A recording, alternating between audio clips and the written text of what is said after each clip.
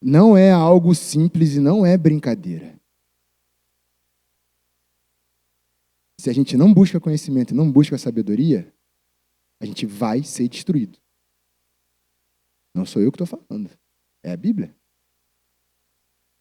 E principalmente se a gente não busca conhecer a lei de Deus. Conhecer a Deus. E é sobre isso que eu vou falar hoje. O tema de hoje é sabedoria para vencer. Porque se a gente é destruído por falta de conhecimento, se a gente tem sabedoria, a gente vira imparável. Ninguém nos para. E o texto base está lá em Provérbios 4.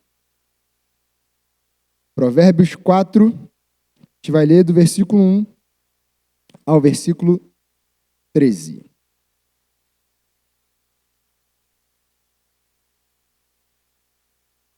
Estamos juntos? Pesou muito o clima aí? Já começou com uma pedrada assim, né? Olha só para descontrair. Dá uma respirada funda aí. Solte o ar. Olha para quem está do lado e fala assim, confia que vai dar certo. Amém. Aleluia. Vamos lá, Provérbios 4. Ouçam, meus filhos, a instrução de um pai. Estejam atentos e obterão discernimento. Pode passar. O ensino que ofereço a vocês é bom. Por isso, não abandonem a minha instrução. Pois eu também era um filho para o meu pai, pequeno e único diante da minha mãe. Então ele me instruía e me dizia, apegue-se às minhas palavras de todo o coração. Obedeça aos meus mandamentos e viva. Procure obter sabedoria e entendimento. Não se esqueça das minhas palavras, nem delas se afaste. Não abandone a sabedoria, e ela o protegerá. Ame-a, e ela cuidará de você.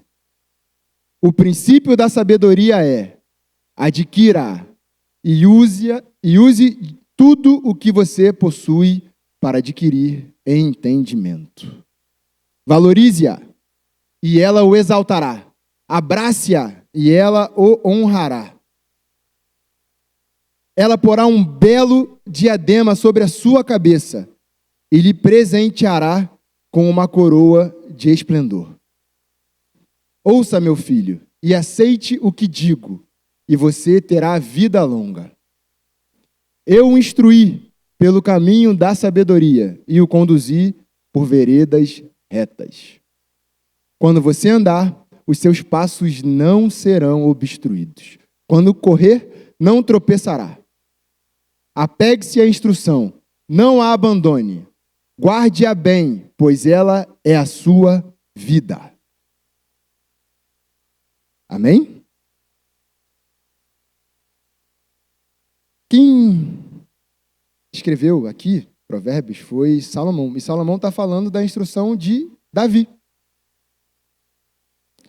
Davi, segundo a Bíblia, era o homem segundo o coração de Deus. E até hoje é o maior rei que já existiu na história de Israel. Tanto que o que tem relação com o extraordinário, com excelência, tem o nome de Davi. O melhor hotel tem o nome de Davi. O melhor hospital tem o nome Rei Davi. Tamanha a influência e a potência que Davi tinha, porque ele era um homem segundo o coração de Deus. Significa que ele era perfeito? Davi errou pra caramba, como eu e você erramos. Mas ao invés de esconder o erro, ele tinha sabedoria, porque ele ia direto ao Pai. Ele ia buscar a presença. Então Davi veio fazendo uma mentoria com o seu filho, Salomão, que é conhecido como o mais sábio. Você acha que foi coincidência Salomão ser o mais sábio e ser o mais rico da história? O que vocês acham? Foi acaso, foi sorte. Como a gente leu agora em Provérbios, Guarde bem a sabedoria, pois ela é sua vida. E é sobre isso que a gente vai falar. Porque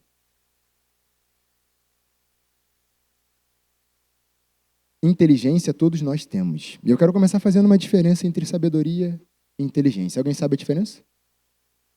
São sinônimos? Alguém arrisca? Não? Alguém quer saber? Fala aí comigo, gente. Vamos lá, interage comigo, gente. Eu sou líder de jovens. Líder de jovem fica meio assim, né? Meio acelerado. Então interagem comigo, por favor.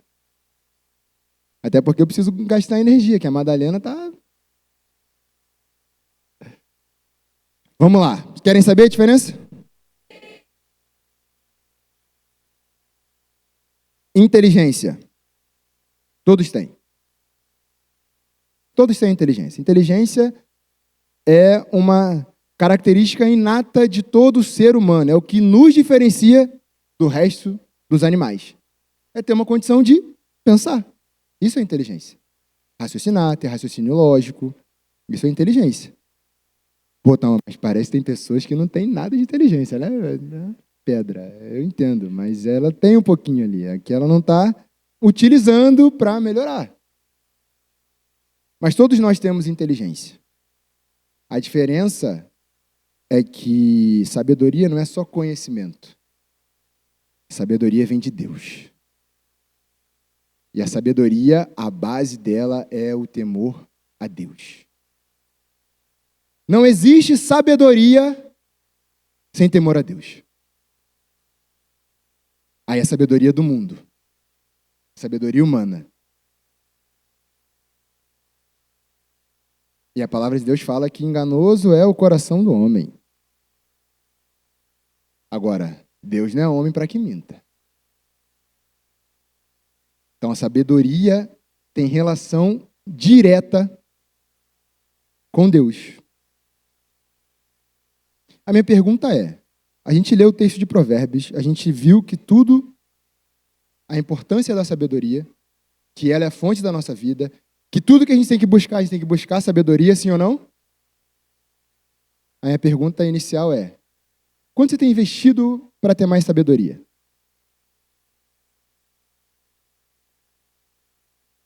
Ou você acha que ela vem de graça? Quem acha que sabedoria vem de graça, levanta a mão. Quem acha que sabedoria tem um preço, levanta a mão. Quem não acha nada, levanta a mão agora. Ele fica meio tímido, né? Sabedoria não vem de graça. Ela tem um preço.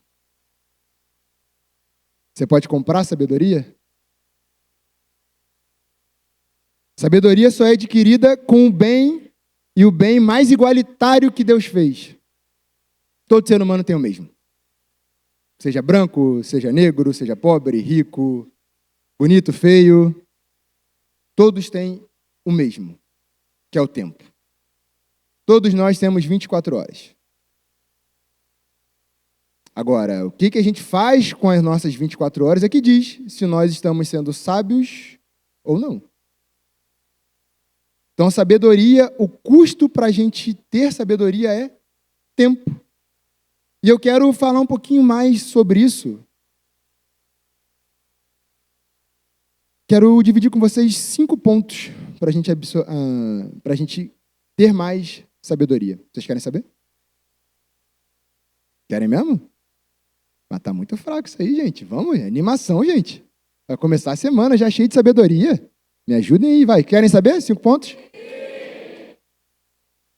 Amém. Vamos lá, gente. Primeiro ponto, tá? Quem vai anotar, já anote. Está lá em Tiago 1,5. Coloca aí para a gente no telão. Tiago 1,5. Se algum de vocês tem falta de sabedoria, o que a gente tem que fazer? Peça a Deus, que a todos dá generosamente, sem reprovar ninguém, e lhe será concedida. Quer sabedoria? Peça a Deus. Como é que a gente pede alguma coisa a Deus? O que a gente precisa fazer para pedir alguma coisa a Deus? Orar. Oração. Primeiro ponto, ponto principal. Quer ter mais sabedoria? ore mais. Se a sabedoria é o temor de Deus, é o que Deus despeja, quanto mais tempo eu gasto investindo em conhecer Deus, mais sabedoria eu tenho. Então faça uma pergunta. Quanto tempo você tem gastado em oração? Porque trabalhar, eu sei que no mínimo 8 horas do seu dia você gasta no trabalho. Agora em oração. Quanto tempo você tem gasto buscando sabedoria? Porque todos nós queremos ser sábios, sim ou não? Já vem bisuzinho, molezinho. Só pedir. Só pedir. Por que a gente não pede? Ah, então é da preguiça, né? Tem mais o que fazer, né? Tem muita conta para pagar.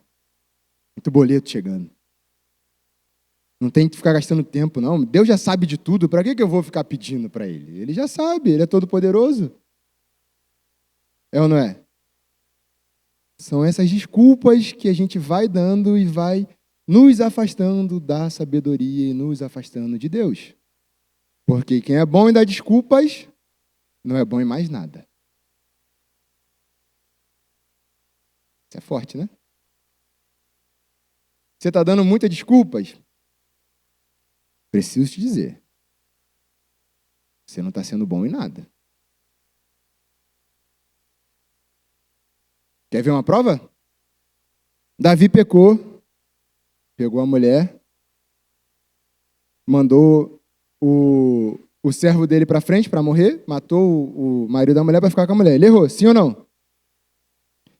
Chegou lá o profeta, falar, Davi, contou uma historinha e falou, resumindo aqui, Davi, você pecou. Davi reconheceu que errou. O que ele fez? Ele falou, mas assim, profeta, entenda, né? Eu estava aqui passando, o que ela tinha que tomar banho ali de frente ali fora? Eu não sabia que eu poderia olhar? Foi isso que Davi falou? Davi falou, mas peraí, né? Eu sou o rei, eu posso tudo. Foi isso que Davi fez? O que Davi fez? Rasgou sua roupa, jogou cinza no cabelo, clamou a Deus o tempo inteiro, buscou a presença. E a oração de Davi é a oração que eu sempre faço. Senhor, você pode me tirar tudo, só não me tire a sua presença. Foi isso que Davi fez. Era o homem segundo o coração de Deus, porque ele mesmo quando errava, ele buscava, ele não dava desculpas. Você tem dado muita desculpa para orar?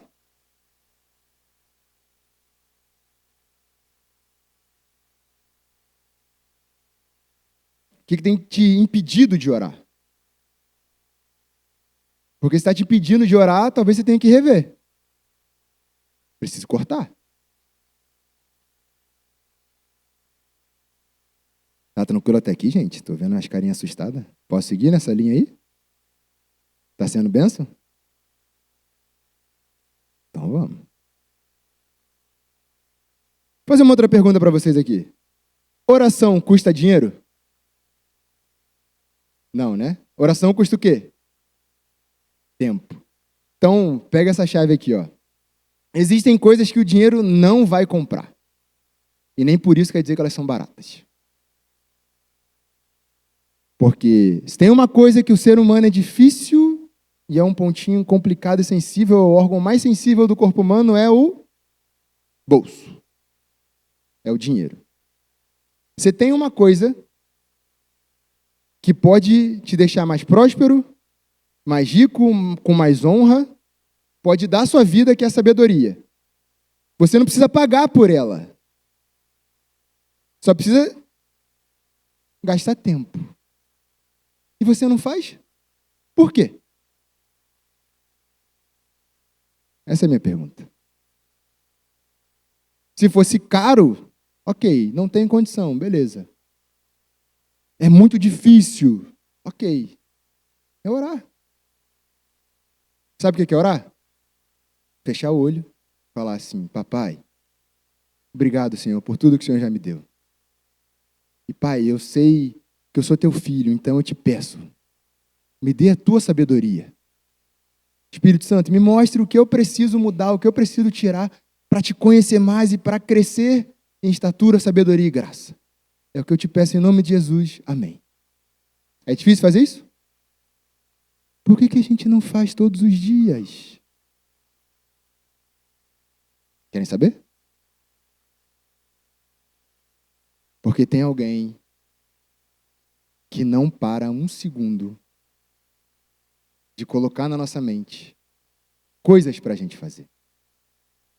De colocar na nossa mente situações para a gente gastar o nosso tempo longe da presença de Deus. Irmãos, isso é sério.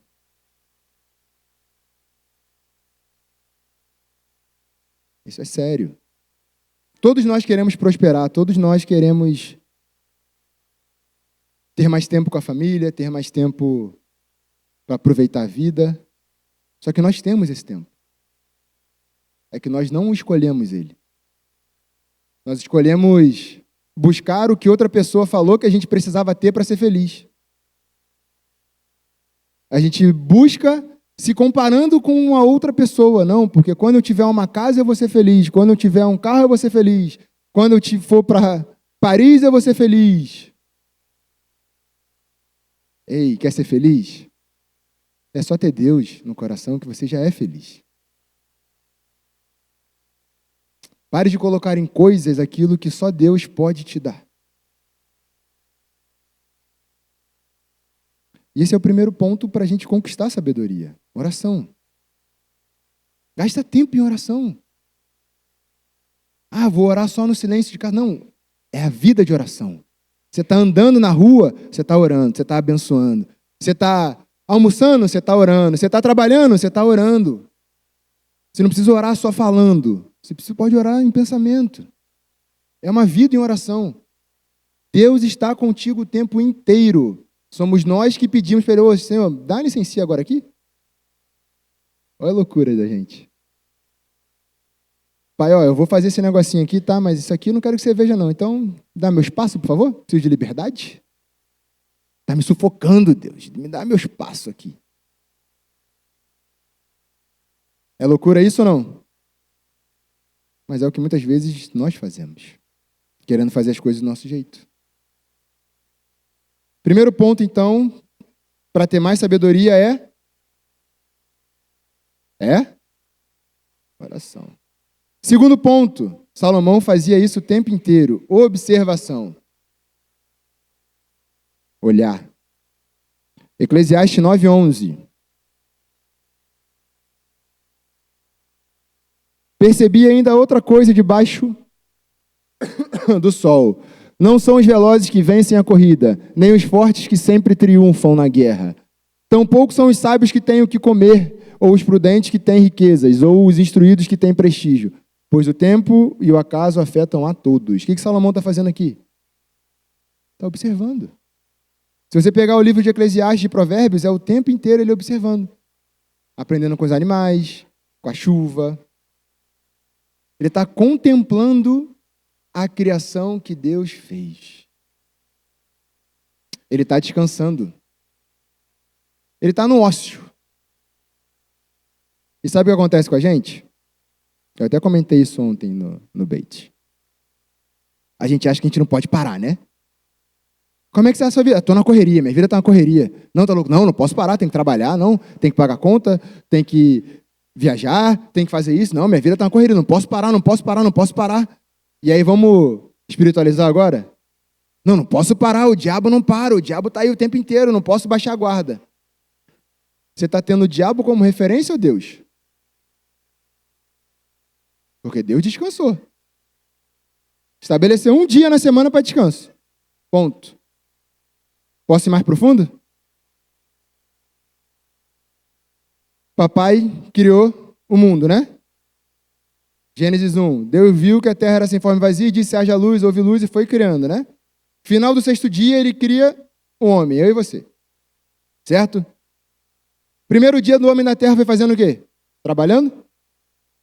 Foi descansando. Primeiro descansa. E o descanso aqui significa contemplação a tudo que Deus fez. Porque Deus o tempo inteiro, em todos os dias, falou. E o Senhor Deus viu que o que ele fez era bom. A pergunta é, você tem parado para contemplar o que Deus já fez na tua vida? Ou está vivendo correndo atrás de algo que você nem precisa, sem contemplar o que você já tem na mão? O quanto você tem contemplado o quão abençoado você foi? Ou você está sendo negligente, aquele filho mimado pedindo, não, pai, mas eu quero isso, eu quero isso, eu quero isso. Me dá isso aqui. E só pede, sem nunca se satisfazer, porque não desfruta da bênção que já tem. Ao invés de viver o hoje, está pensando lá no amanhã. Só que, irmãos, o amanhã pertence a Deus. O que a gente tem que fazer é hoje. Para de deixar para amanhã o que você tem que fazer hoje. Contempla o que você já tem. O livro que foi falado, Paternidade Mal Resolvida, bem resolvida, na verdade. Um dos maiores pontos que a ciência já mostra, que trazem traumas para o resto da vida, é a questão de paternidade. E sabe por quê que isso acontece? Porque a maioria de nós está correndo o tempo inteiro e não quer tirar tempo para a bênção que é ter um filho. Está deixando a responsabilidade para a escola, deixando a responsabilidade para a igreja, deixando a responsabilidade para uma babá, para um tio, para uma tia, mas não está assumindo o papel de pai e mãe. E aí depois a gente ainda quer reclamar, dizendo que, mas está muito difícil, meu filho não para. Óbvio, você não gasta tempo com ele. Você não olha para ele? Quer que ele te obedeça como? Quer ter intimidade como? Se o momento que você tem com seu filho é aqui, ó. Ou dá uma tela para ele e fica quieto fazendo suas coisas lá.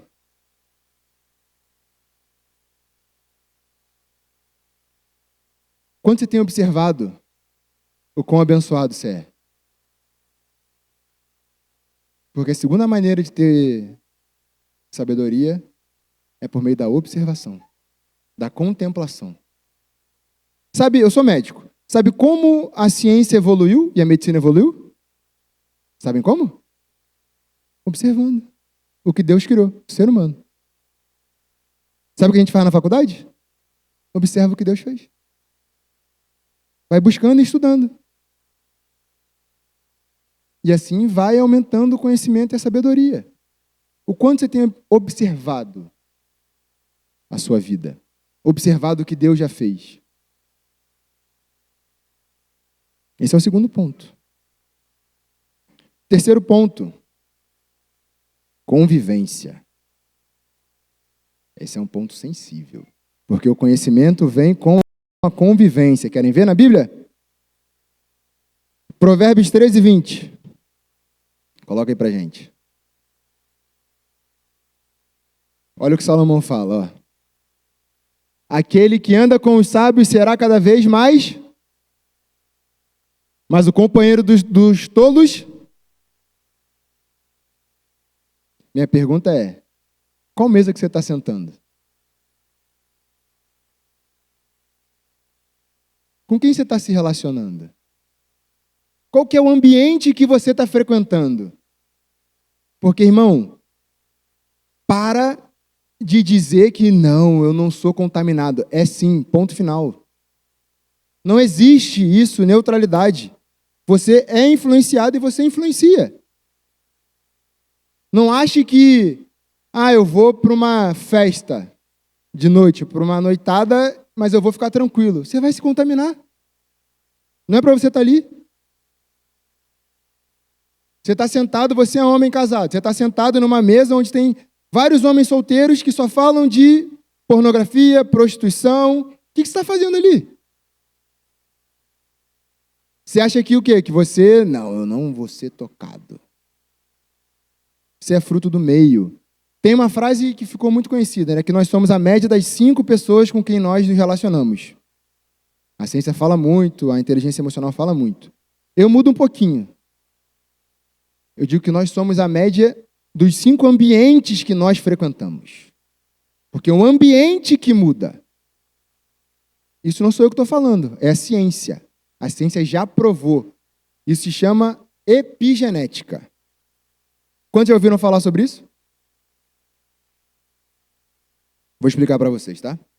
Genética todo mundo conhece? O que é? Sim ou não? No meio do projeto Genoma, a gente mapeou o genoma e a gente viu que tem várias áreas que ainda estavam meio obscuras. E começou-se a estudar o que a gente chama hoje de epigenética. A epigenética nada mais é do que o meio influenciando a nossa genética. Vou dar um exemplo. Meu pai pertence, minha mãe pertença, meus pais são obesos, diabéticos. Significa que eu tenho o gene da obesidade e da diabetes, certo? Quer dizer que eu estou fadado a ter obesidade e diabetes? Ué, mas eu tenho gene. Exatamente. Não, porque o ambiente que eu frequento, ou seja, o que eu como eu me alimento, se eu tenho estresse ou não, eu consigo manejar o meu ambiente de maneira que eu consigo deixar o meu gene caladinho. Ou eu também consigo ativar cada vez mais o gene que eu tenho.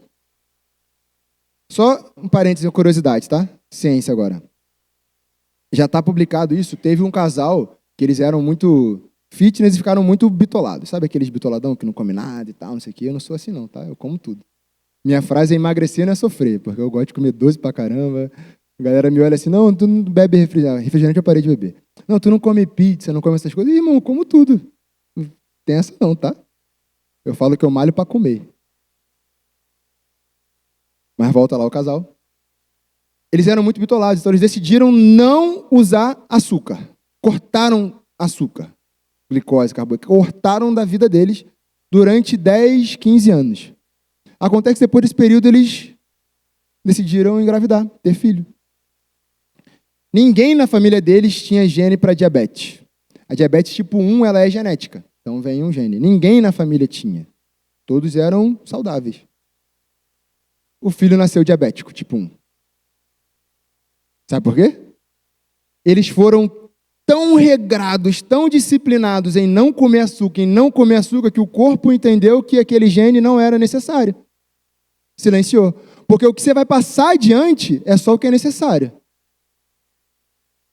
Então, o corpo entendeu que não precisava passar o gene da diabetes adiante, o gene da insulina adiante.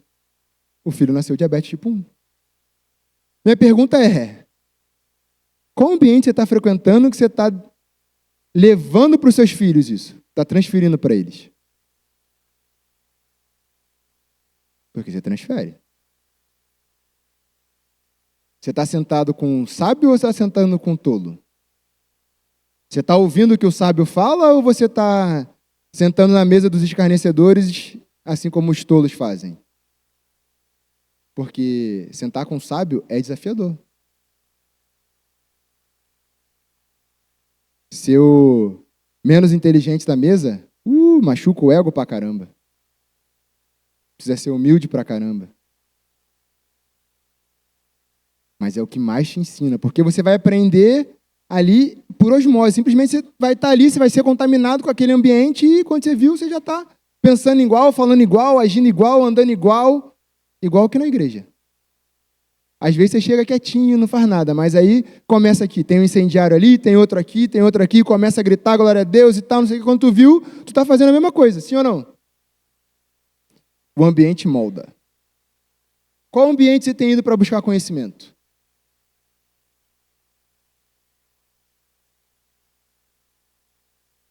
Você tem investido em ambientes diferentes? Ou você prefere ser o mais inteligente da mesa? Ser o mais bem-sucedido? É gostoso, faz bem pro coração, né? Pro ego ali, você fica, soube. Só que a sua alma está perdida. Você está indo para o caminho de destruição. A convivência ela vai te alinhar. Ela vai te ensinar, inclusive inconscientemente. Estamos juntos? Esse foi o terceiro. Quarto, leitura. E aqui é um calcanhar de Aquiles para nós brasileiros. Porque a gente não é ensinado a ler. E se eu perguntar, não precisa levantar a mão não, mas eu tenho certeza que tem muita gente que odeia ler, que não gosta de ler, que não consegue ler. Eu estou falando porque eu já fui assim. Até que eu tomei uma, assim, ó, na lata, assim, de mão trocada, sabe? Luva de pelica. Eu tinha 16 anos. Eu fazia faculdade de biologia, eu fiz biologia antes na UERJ, e aí eu fui procurar um estágio. E estava indo super bem no estágio, entrevista, pô, era muito novo, 16 anos. E aí estava na conversa ali, minhas notas eram boas, e aí o chefe ali estava me entrevistando, e aí falou, não, muito top e tal, não sei o quê. E eu fui cair na asneira de falar para ele, não, porque eu não sei, ele me perguntou alguma coisa, eu falei, eu não gosto muito de ler. Ele falou tudo, não, muito bom o seu currículo e tal, não sei o quê, você é um cara muito jovem, muito promissor. Só que aqui, essa frase que você falou, não gosta de ler, não tem como, porque aqui a gente ama ler, ama estudar, então por isso você não se enquadra aqui. Tinha 16 anos. E eu queria muito aquele estágio. Imagina, gente, vim da favela, o estágio pagava 300 pila. Tava rico. E eu não consegui porque eu não gostava de ler. Sabe o que eu fiz? Adivinha o que eu fiz? Eu falei, eu vou gostar nem que seja na marra desse negócio. Não tem como. Eu preciso fazer, não o que eu quero fazer aquilo que dá certo. Não é isso? Só que muitas vezes na vida a gente escolhe fazer o que a gente quer. Aí não sabe porque as coisas não dão certo. Quanto tempo você tem gasto de leitura? E não qualquer leitura. Quanto tempo você tem gasto com leitura da palavra? Ah, então, mas a Bíblia é muito grande. Não entendo nada. Livro de Harry Potter, já leram tudo. Crônicas de Nárnia, sabe tudo. Senhor dos Anéis, já li 3 vezes. A Bíblia que é bom, ninguém lê. Quer ter sabedoria como? Se a Bíblia é a palavra de Deus. Deus escreveu a sabedoria dele e traduziu em linguagem humana. E a gente não quer acessar. Por isso que a gente é destruído. Como falou lá o profeta Oséias. Quanto tempo você tem gasto de leitura bíblica? Quanto tempo você tem gasto? Tem gente que lê jornal. Agora, Instagram, eu sei que aí você tem gasto pelo menos aí umas 2, 3 horas por dia. Rolando ali. Falo porque eu também faço. Quanto tempo você tem gasto lendo a Bíblia? Você acha que só você vindo aqui no domingo, recebendo alguém que fala aqui, dá só os pontos-chave ali, o filé mignon, você acha que é isso aí que precisa e mais nada?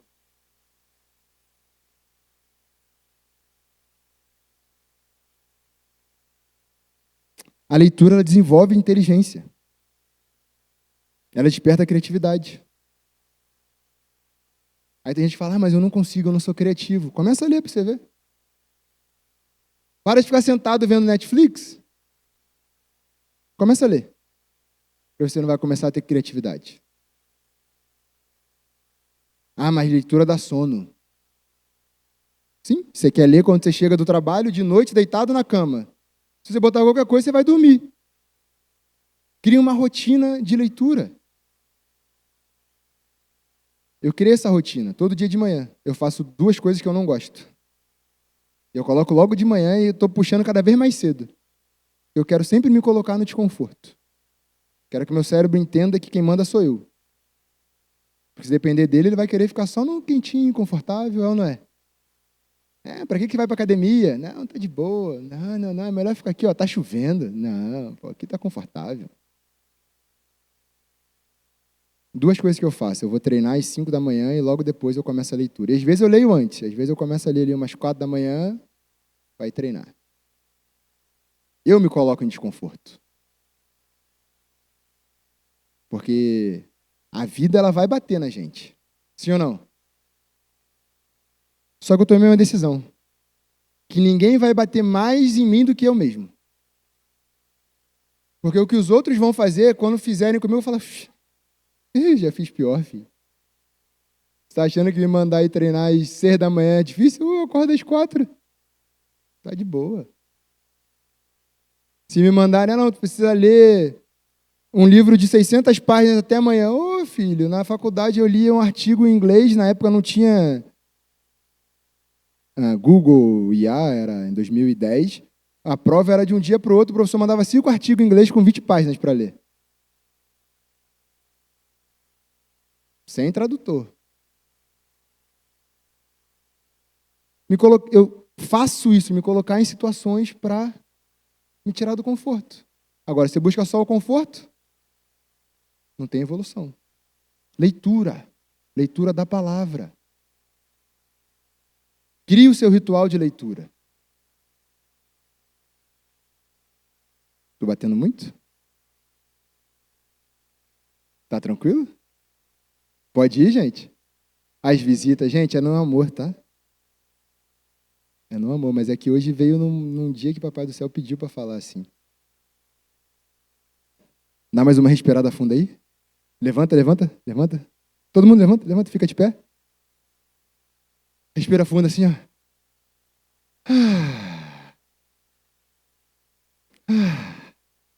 Respirou? Pode sentar de novo.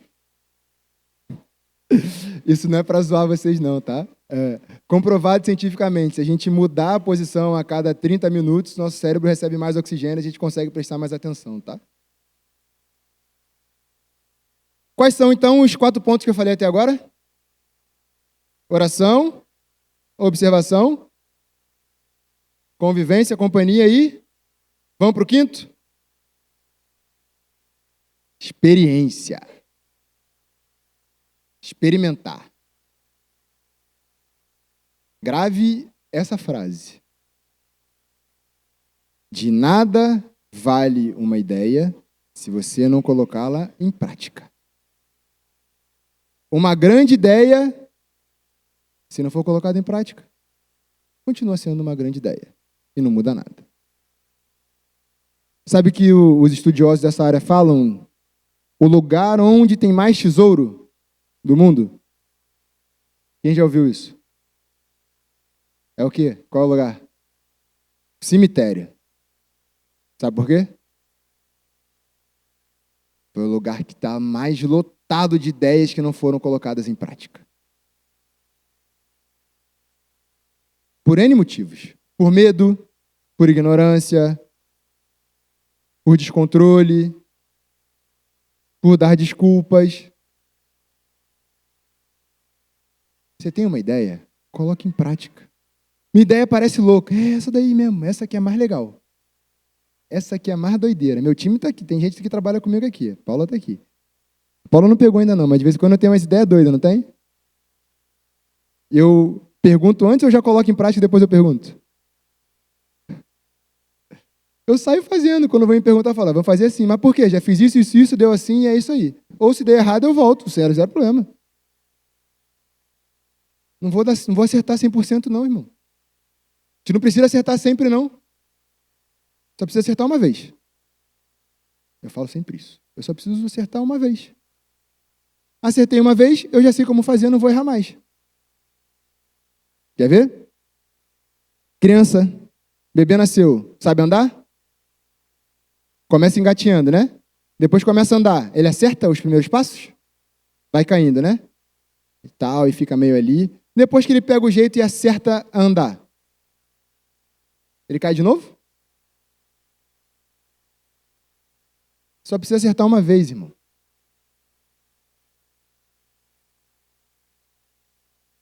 A grande questão é: você está acertando essa vez com o mundo ou você está acertando com Deus? Jesus veio aqui e ele veio uma vez. E ele fez uma coisa uma única vez.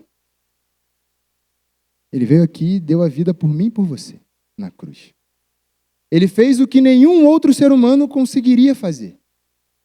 Perdoar os meus e os seus pecados. Ele só fez isso uma vez. Precisa de outra vez? Só fez isso uma vez. Você também precisa decidir algo. E eu já vou encaminhar para o final. Também amo vocês. Isso é ensaiado, gente, tá? Mas pode ser do coração também, a gente fica feliz, tá? Louvor, pode subir.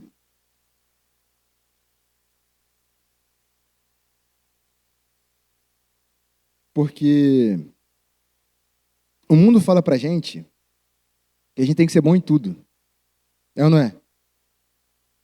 A gente só tem que ser bom em uma coisa. E a palavra de Deus foi muito direta. Buscar o reino de Deus. Primeiro, é nisso que a gente precisa ser bom. Porque o resto nos será acrescentado. Você precisa ser bom em orar, você precisa ser bom em leitura bíblica, você precisa ser bom em conviver com pessoas que queimam por Jesus, você precisa ser bom em ter experiências com Cristo, você precisa ser bom em observar tudo aquilo que Deus já fez pelo mundo e pela sua vida.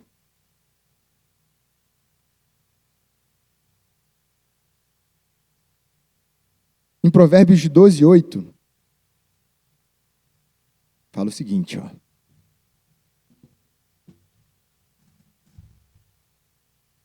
O homem é louvado pelo discernimento das suas palavras, mas o que tem o coração perverso será desprezado.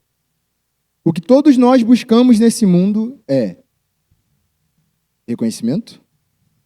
Sim ou não? Sou só eu? Não necessariamente pelas pessoas, principalmente pela família. Reconhecimento? Prosperidade? Né? O homem é louvado pelo discernimento, pelo conhecimento, pela sabedoria. A sabedoria, ela te dá destino. Quanto mais sabedoria você tiver, mais honra você vai atrair para a sua vida. Quanto mais sabedoria você tiver, mais as pessoas vão querer estar próximas de você, porque todo mundo quer estar perto de alguém que é sábio. Quanto mais sabedoria você tiver, mais próximo você vai estar de Deus. O que você está esperando para buscar sabedoria? E eu termino com esse texto que está em Eclesiastes 2, 26. Ao homem que lhe agrada, Deus dá sabedoria, conhecimento e felicidade. Quanto ao pecador, Deus lhe dá a tarefa de ajuntar e armazenar riquezas, para entregá-las a quem é do seu agrado. Isso também é inútil, é correr atrás do vento. Sabe o que Salomão está falando aqui? Você tem duas opções. Ou você busca sabedoria sábio, ou você vai trabalhar para juntar para outra pessoa aproveitar.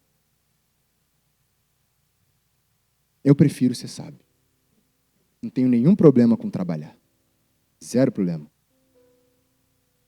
Só que Deus, Ele dá sabedoria a quem Ele se agrada. E sabe quem que Deus se agrada? Quem o busca. Em espírito e em verdade. Quem não tem vergonha de falar dEle. Quem não tem vergonha de se ajoelhar na presença dEle. Quem não tem vergonha de declarar: Senhor Jesus é meu único e suficiente Salvador. Da mesma forma que um pai se orgulha e se agrada quando o filho chega até ele e fala: Pai, te amo, você é meu melhor amigo. Só de pensar nisso, a Madalena ainda não fala, já me emociona. Imagina Deus, quando nos vê quebrantados e falando: Senhor, Pai, eu não sou nada sem Ti. O Senhor é tudo. O Senhor é dono do ouro, da prata, o Senhor é dono da minha vida. Eu não quero mais fazer com a força do meu braço. Mas, Pai, me direciona. Me mostra o caminho. Me dê a tua sabedoria. Deus, Ele se agrada. A sabedoria de Deus, ela traz riqueza. Ela transforma o seu comportamento. Ela transforma as suas palavras. Transforma os seus pensamentos. Guarde essa frase. E essa frase é o principal da sabedoria de Deus. A sabedoria é o princípio divino que permite que a gente pense como Deus pensa. A sabedoria é o princípio divino que permite que nós pensamos como Deus pensa.